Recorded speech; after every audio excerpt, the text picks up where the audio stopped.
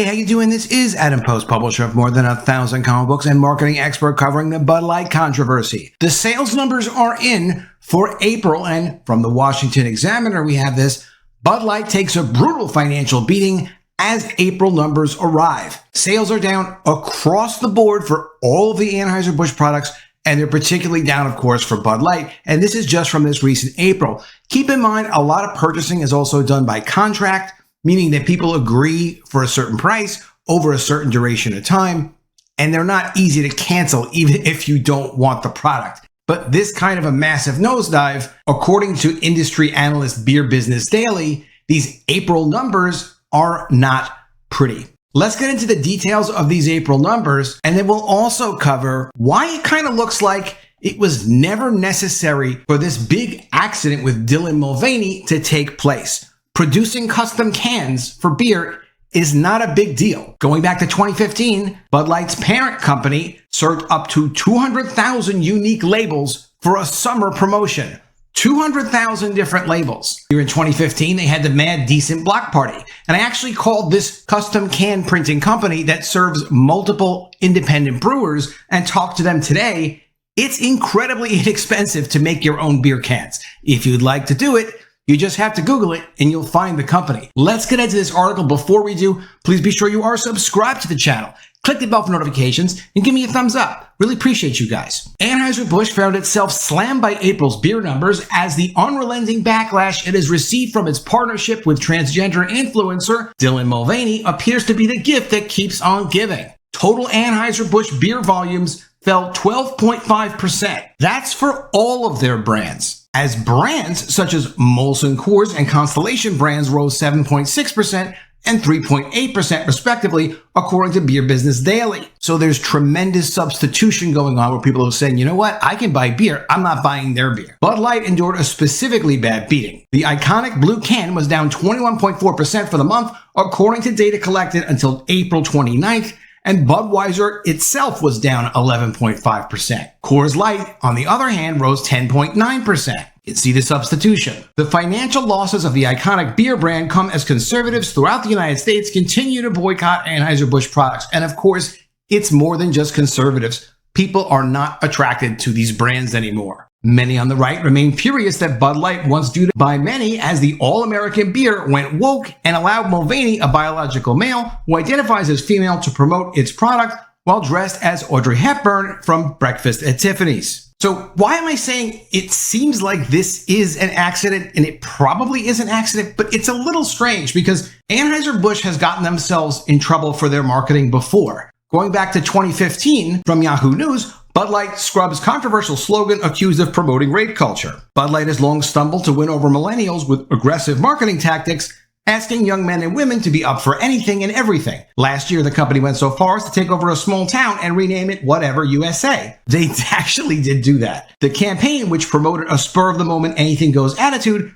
came with a party-going slogan, Up for Whatever. With the campaign in its second year, the Up for Whatever hashtag now appears on Bud Light bottles along with a more unsettling message, the perfect beer for removing no from your vocabulary for the night. An image of the new bottle was submitted to Reddit with the caption, What the F, Bud Light? Not cool, man. Hundreds of comments followed, many of which accused the Anheuser-Busch brand of promoting rape culture. So they got in trouble over this, the Up for Anything promotion. You could, on St. Patrick's Day, pinch people who don't wear green, and you can also pinch people who aren't hashtag up for whatever. And Slate picked up on it here and said Bud Light is encouraging you to pinch anyone who's not up for whatever. And that's accurate. They did do that. So they know they've had controversial campaigns in the past and they've gotten in trouble for them. So how is it that they put out this campaign? And again, anybody can get custom cans made. It's very affordable. 28 cents a can for 7,000 cans. If you want a custom can and they see you're serious about going into production, they actually do up to 3 custom prototype cans at no charge within 24 to 48 hours. Now, Michael Knowles from the Daily Wire did a tweet thread explaining the entire background of the company of Anheuser-Busch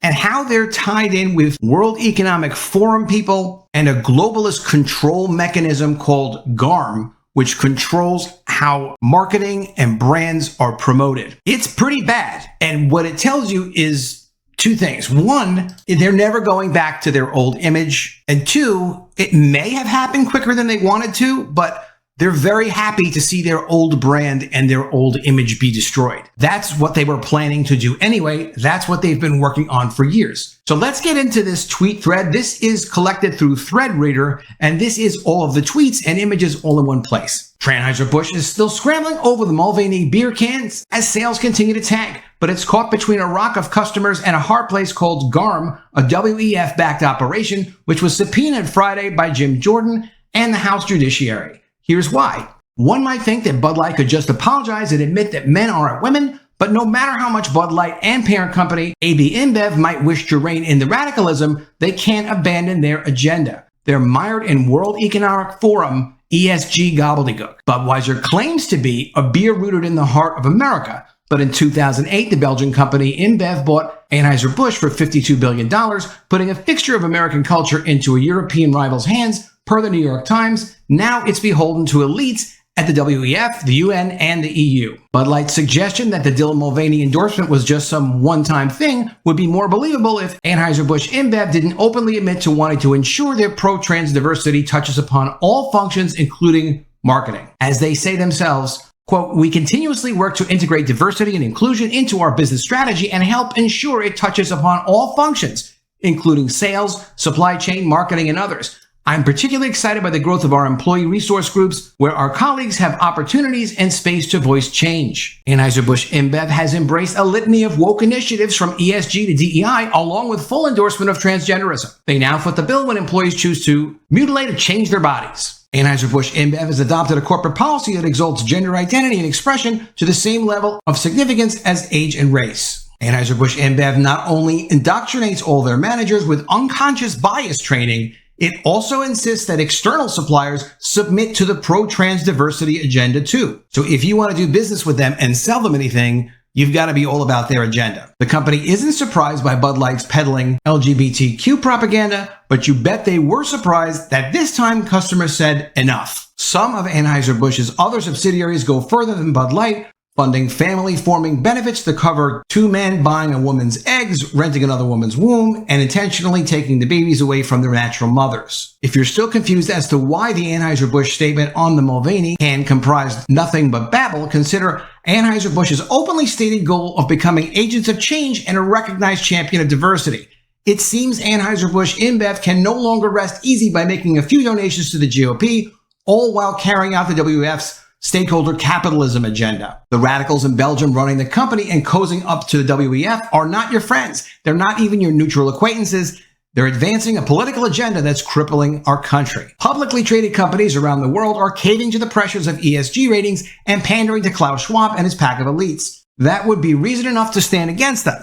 But it gets worse. Large global advertisers like Anheuser-Busch InBev are taking it further. The World Federation of Advertisers, whose members include megacorps like AB InBev, Adidas, British Petroleum, CVS, Goldman Sachs, MasterCard, McDonald's, Merck, Nike, P&G, Hershey, Disney, Unilever, and Walmart, among others, have created a monster known as GARM, the Global Alliance for Responsible Media. GARM is a cross-country initiative, for example, an agreement of the world's largest and most powerful advertisers and platforms to demonetize what they consider to be harmful content. To achieve this, lib-capture companies such as Anheuser-Busch InBev and big tech platforms such as YouTube and TikTok created standards that limit or demonetize content that contains hate speech about gender identity, insensitive treatment of debated social issues, and misinformation. When were these misinformation policies introduced? In the wake of the COVID-19 pandemic, of course, and in collaboration with the far-left European Commission named NAACP. What could possibly go wrong? GARM is so powerful and controls so much advertising money like that of Bud Light,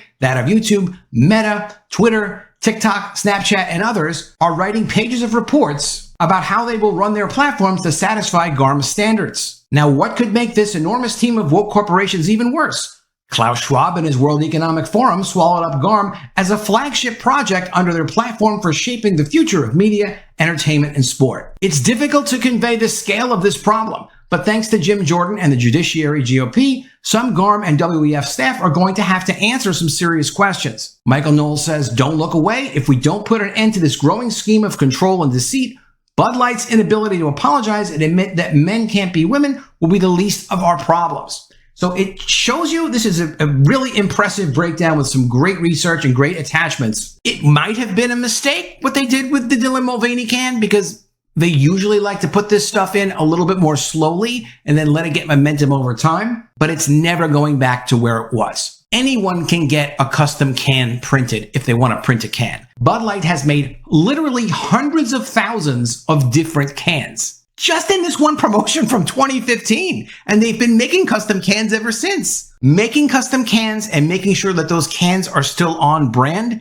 is something they've been watching for years. So this little mistake technically never should have happened. And when it did happen, it's ridiculous that they didn't respond. And they still haven't clarified till today where they actually stand and where they come from. Let me know what you think of all this in the comments below. Were you expecting their sales from April to absolutely tank like this?